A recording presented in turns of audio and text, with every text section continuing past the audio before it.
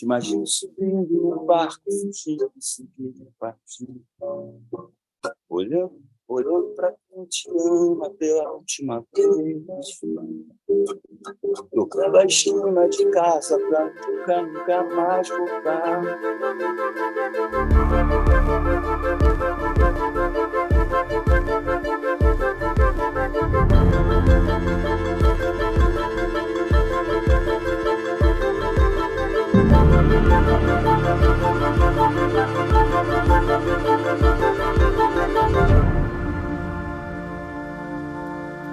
Então, alô a todos. Meu nome é Jorge Alberto Heilborn Israel. Então, a minha origem judaica é dividida entre o Heilborn, Ashkenazi, Israel, Sefaradi. A parte de pai, Israel, vem de Rhodes, né?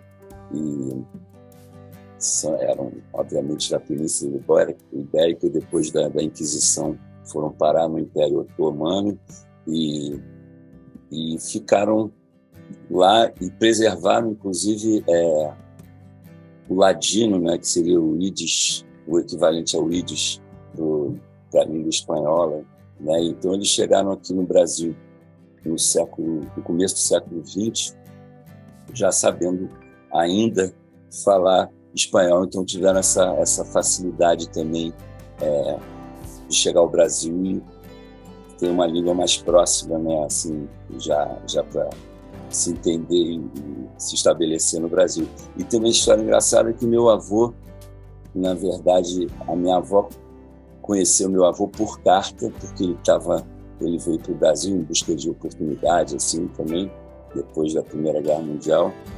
E aí ele conheceu o meu bisavô, que mostrou uma foto da minha avó para ele, Diana. E aí ele começou, Jacques e Diana começaram a se corresponder e acabaram, assim, namorando. Não tinha internet, mas era por carta, demorava um pouquinho mais para responder. Mas ela acabou vindo para o Brasil, casou com meu avô e aí se estabeleceu em São Paulo, depois vieram para o Rio, já na década de 50. Minha mãe, por parte de mãe, a história também já foi um pouco mais dura, né? Eles saíram, eles eram alemães, e a parte da Alemanha que eles viviam, no Tratado de Versalhes, depois da Primeira Guerra Mundial, virou Polônia, e eles viraram poloneses, parte da Polônia na Alta Silésia, e foi ali um lugar muito que era até o epicentro da história, assim, da ocupação alemã. Foi o primeiro lugar que eles invadiram, onde tinha o quartel-general, era tudo ali perto de onde eles estavam, inclusive Auschwitz, né? Que era, acho que 50 quilômetros de onde da cidadezinha que eles viviam. E meus avós conseguiram sair, mas a parte toda da minha mãe, assim, da geração dos bisavós, tios deles e tal, sempre todo mundo teve aquele destino trágico ali de Auschwitz. Então, é uma história mais dura. Mas eles vieram para o Brasil, se estabeleceram em Belém, depois foram para São Paulo, acabaram parando no Rio, e sempre me passaram muito essa história da gratidão, do amor, pela paixão pelo Brasil e tal. Minha avó, até pertinho de falecer com 98 anos, eu lembro dela sempre falando sobre isso, né? Eles eram muito gratos, assim, ao destino, né? De ter conseguido, apesar de tudo que aconteceu, ter se estabelecido aqui no Brasil. Estamos aqui. E tem uma coisa engraçada falando desse episódio tão difícil de superar e entender. Mas, assim, eu lembro quando a gente foi para Cracóvia visitar a área onde meus avós vinham, né?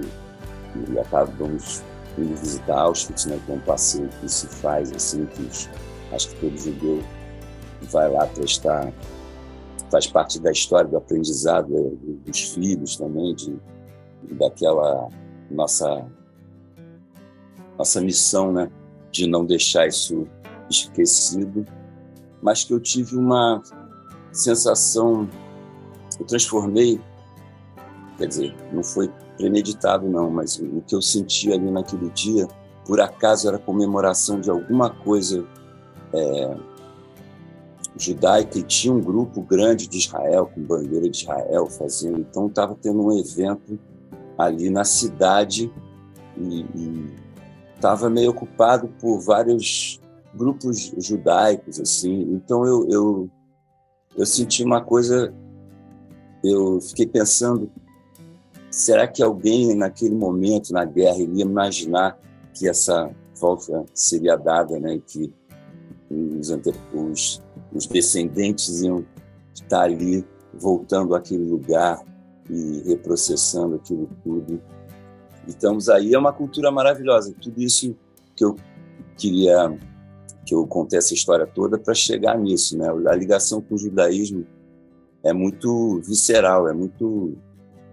A gente vai aprendendo o quanto a nossa formação se deve a isso, né? A profundidade que disso, assim, a parte da religião em si, né? Mas da cultura, que é uma coisa só, né? Cultura, religião, é tudo misturado, e o quanto a gente traz dentro de nós mesmos, assim, de história que acho que tem um efeito bacana de valorizar a vida, de valorizar a cultura, de valorizar mais do que os bens materiais, né? O que a gente tem na cabeça, que eu sempre aprendi isso, né? Vocês podem tirar tudo de você, mas o que está dentro da tua cabeça ninguém tira.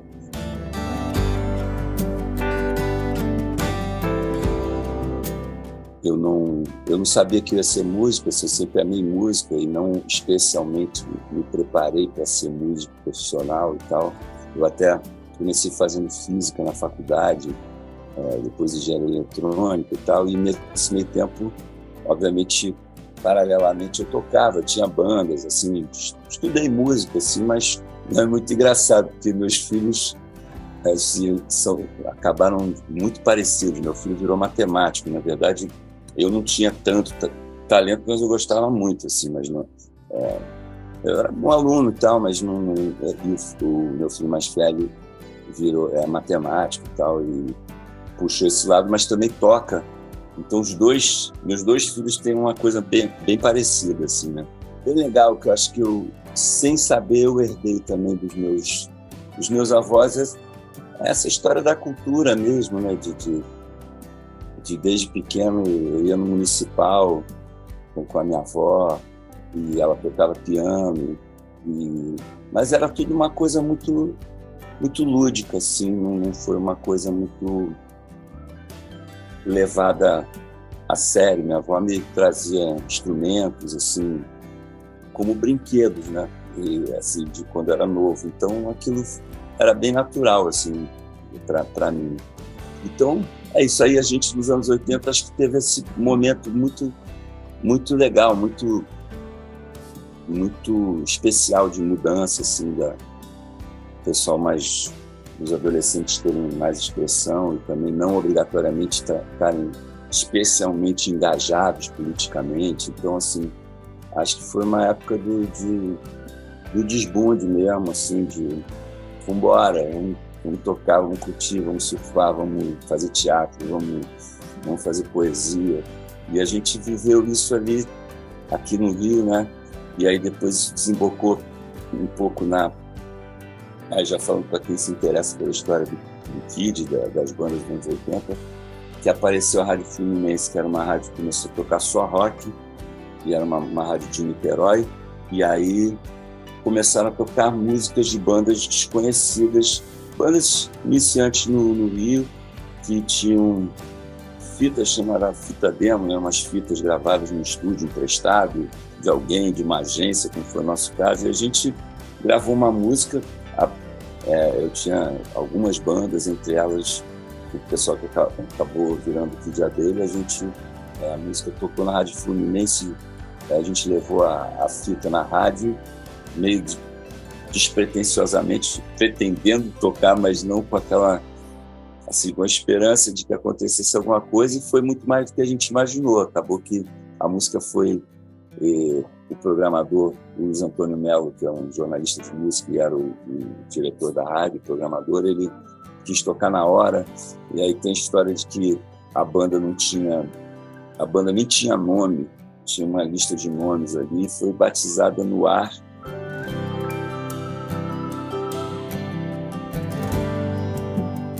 Eu me lembro do meu pai falando, né, tinha um negócio dele, eu cheguei a me aproximar dele, principalmente quando ele ficou mais doente, para saber de tudo que está acontecendo, ajudar e acompanhar e tal. Eu acompanhei durante um tempo, mas ele, no fundo, acho que ele sabe, é assim, cara, você está fazendo uma coisa que você gosta e está dando certo, vai fundo.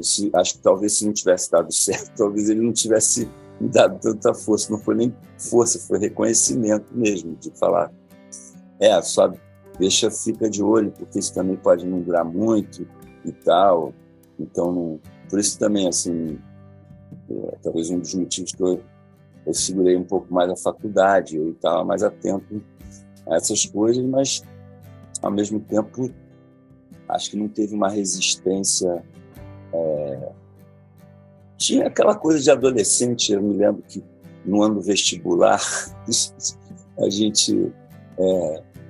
eu era bom aluno, então eu passei parecido uma coisa com o meu filho também. Ele também, aí virava a noite, não sei o quê, na véspera da prova, não tá, acordava, ia dormir não sei que horas e tal, mas no fim das contas passava de ano. Então, um dia eu conversei com um amigo do meu filho, ele justamente falou assim, eu falei, pô, cara, eu assim, assado, não sei o que. Ele fala, cara, vê as notas do teu filho, pô, deixa quieto, cara, ele tá tudo certo, tal, não sei o quê. Então é um pouco isso. Tem uma idade que a gente é tudo ao mesmo tempo agora, né? E existem as angústias do que você vai ser e de repente você ou fechar a porta por uma coisa que você não tem certeza que é o que você mais gosta e tal. Acho que tudo isso foi meio orgânico, não foi muito duro, assim, não foi uma coisa muito... Essa expectativa dos pais e tal, ela é administrada, mas é muito dinâmico, né? A pessoa também respeita o que está acontecendo, e foi um processo até longo, né? Tão concreto, outra tão artística, assim. Então foi um dilema, mas foi levado paralelamente. Tanto é que eu consegui ajudar meu pai, até ele faleceu há 10 anos. Eu estava ali ajudando ele no trabalho, e continuo até hoje fazendo de uma outra forma, levando o trabalho dele até hoje.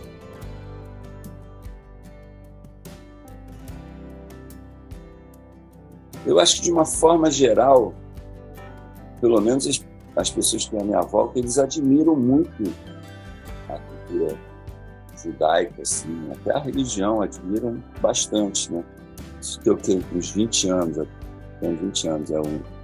era um DVD da geração 80, e aí me chamaram para participar junto com o Leone e o Léo, e para eu tocar com o Leone e o Léo uma música e tocar com o Rich também, 2 músicas que tinham solo de sax, que eu, aliás, adoro. O Menino Veneno pelo interfone, com o Leone e o Léo foi Forma do Amor.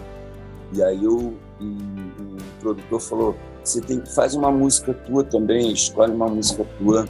Ele falou, de repente faz Brasil, não tem o Nazi. Tinha uma coisa São Paulo versus Rio, assim, né? Tinha uma história, né? Rock de Bermuda e os antenadinhos de São Paulo, não sei o quê.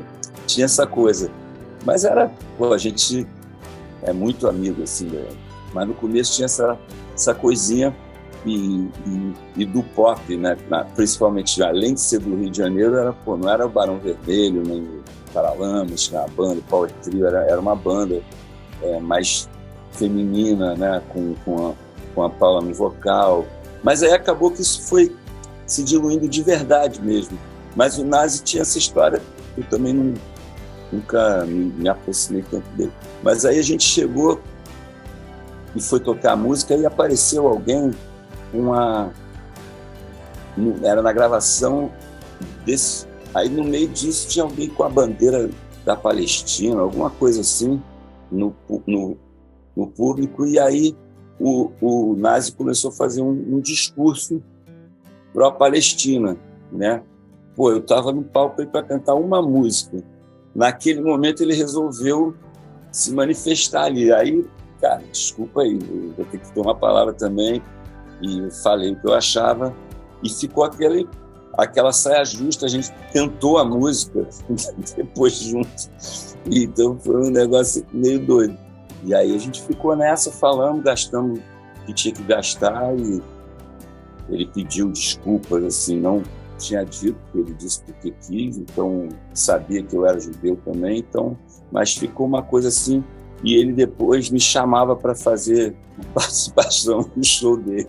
Então, assim, eu particularmente, aí já falando do que acontece no Brasil, acho que a gente também tem que estar atento sempre para os dois lados, né? Não tem que achar que estamos preocupados só com Lula, outros preocupados com Bolsonaro. Acho que a gente tem que estar sempre esperto nos movimentos de cada um que entrar no poder, porque a gente é brasileiro também, então a gente tem que ter uma crítica sempre com o olhar da nossa origem, né?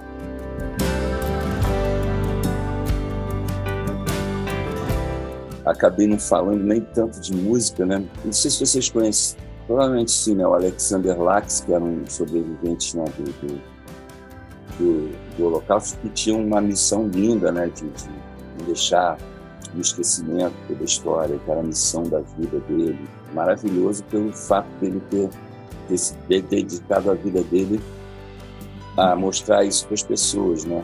Aí eu falei, cara, eu tenho que fazer uma música para traduzir o que ele me fez aflorar e misturar isso com a história da minha família mesmo.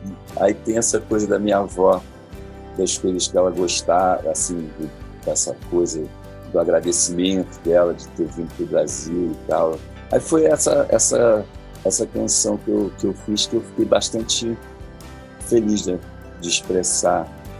Para quem quiser me acompanhar musicalmente, assim, ainda não conhece meu trabalho, tem toda a história do Kid, né? Que são uns 15 discos e tal, foram 30 anos de carreira. E tem a minha carreira solo, que são três discos solo, também está lá no Spotify, Jorge Israel. E eu faço um trabalho com música eletrônica bastante, também faço bastante show com DJ, e faço muita festa, muito casamento, essas coisas, tanto com o DJ como eu tenho uma banda, o Kid acabou há 10 anos, mas eu montei minha banda, aliás, com 2 músicos que tocavam com Kid de Abelha, outro tocou com o Lobão, uma banda com sopros e tal, com o Baile do George. Tem essa música que se vocês quiserem ouvir no Spotify, que é o Pirados ao Sol de Copacabana. Levar música, levar poesia, amor, contradições, mas não exclusões.